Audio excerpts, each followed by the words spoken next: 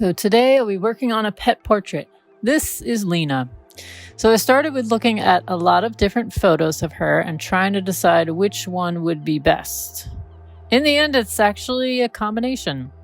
But what we decided to do is go with this video and took a screenshot from here and use that.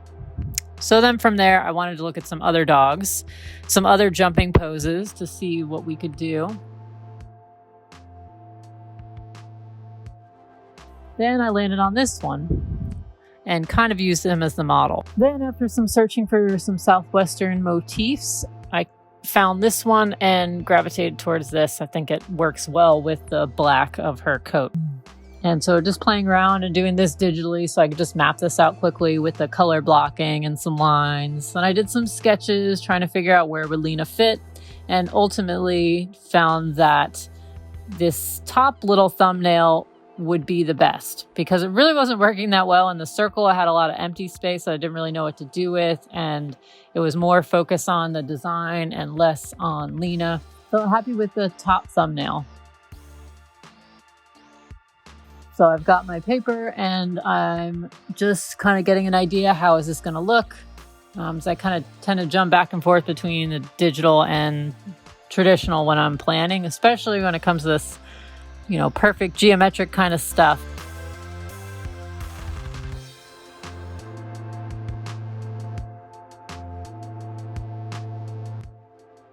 Okay, then, all right, I've got this mapped out pretty well, but I've got some funky stuff going on in that diamond on the right, as you can see. So it's not perfectly spaced out. And that prompted me to head back to the computer and play around with this a bit more. So I want to make sure I've got my lines right before I draw and have to erase over and over and over, which tears up the paper if I do that too much. On the computer, I just kind of messing around with the lines and the colors. So now I've got a general plan. I know there's some things I kind of want to change a little bit, but I have an idea of how I want to do this. So looks pretty horrible Photoshop wise, but that doesn't matter because this is just supposed to be a concept to work from. All right, so now it's back to paper.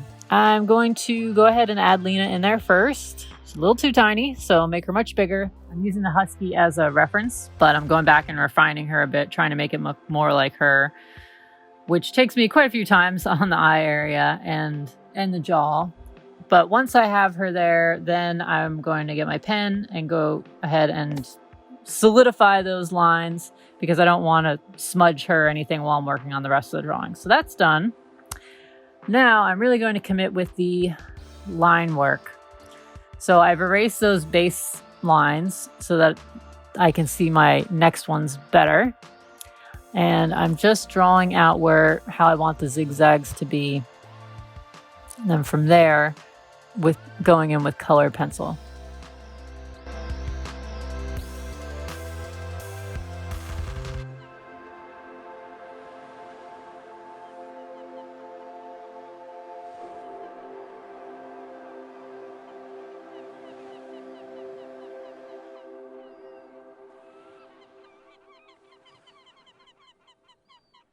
Also trying to figure out how to do the lettering, but I'm pretty happy with this. So I've chosen a few colors, my color pencils that are going to be closest to the colors I want to paint, and just outlining everything so that when I get to the painting stage, I've got a pretty crisp line to work within.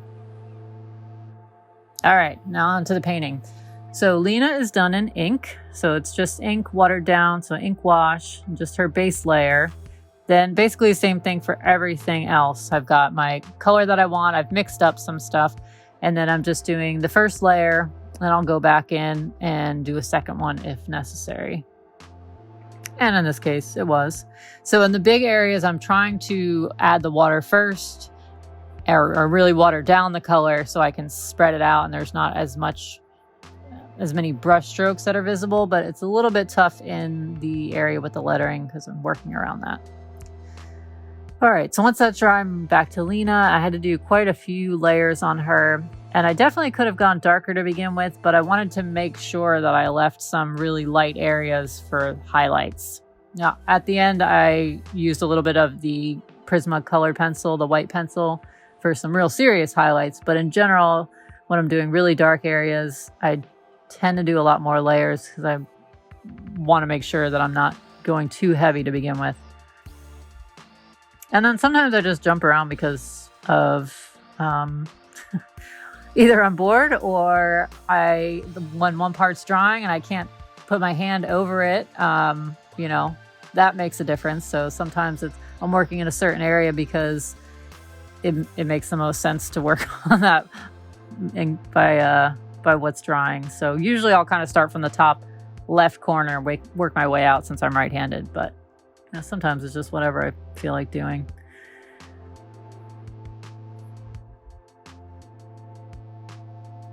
Okay, I also decided that I want a little bit more detail in Lina with the pen. So once I've got my, you know, shadows and everything in there, and now I'm just throwing in a little bit more detail and just kind of going back and forth on that.